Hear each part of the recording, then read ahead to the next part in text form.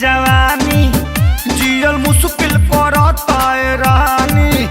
आज करे तो रोमांस मिलल बाटा नीमन चांस जनी मिस कर तू आजा राजा किस कर मैटर फिनिश कर। तू आजा राजा किस कर मैटर फिनिश कर। आजा राजा किस कर मैटर फिनिश कर।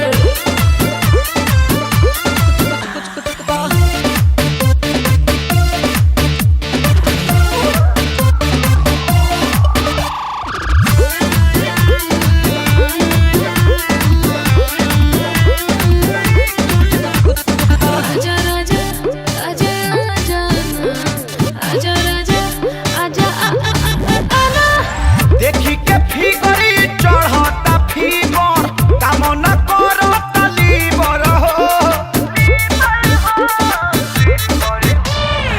जितना करता मन उतना नहाला बहुत ब्यूटी के रिवर हो।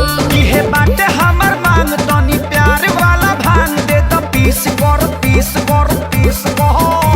तू आजा राजा किस कर मैटर फिनिश कर। तू आजा राजा किस कर मैटर फिनिश कर। आजा राजा किस कर मैटर फिनिश कर।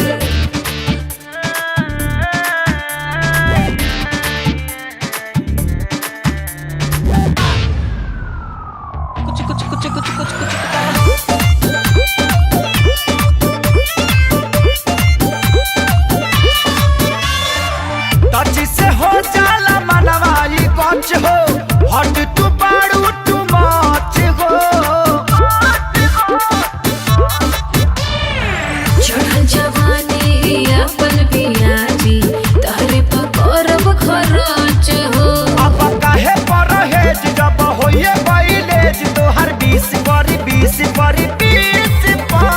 तू आजा राजा किस कर मैटर फिनिश कर। तू आजा राजा किस कर मैटर फिनिश कर। आजा राजा किस कर मैटर फिनिश कर। तोहर माटी के खाटी जवानी जियल मुश्किल करता है